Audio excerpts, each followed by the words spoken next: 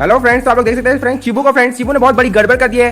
अभी उसने बहुत सारा सामान को डैमेज करना चालू कर दिया है। देखिए यहाँ पे नीचे में हमारा बेड है, उसका पूरा उसने लकड़ी को कुतर दिया है, यहाँ पूरा गायब कर दिया हिस्सा ही। कहाँ गया चिबू ये हिस्सा? कौन कुतरा है?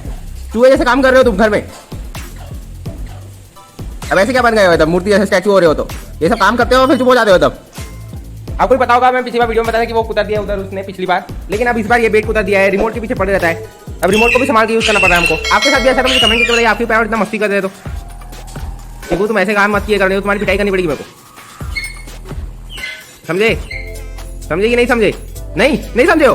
नहीं बोल रहा है फ्रेंड्स, देखिए मुझे हिला के बोल रहा है, आजकल बहुत बदमाश हो गया ये। अगर आपको ये वीडियो अच्छी लगी तो प्लीज लाइक कर लीजिए, चैनल को सब्सक्राइब करिए और चिबू को इंस्टाग्राम पे देखे तो फॉलो भी कर लीजिए।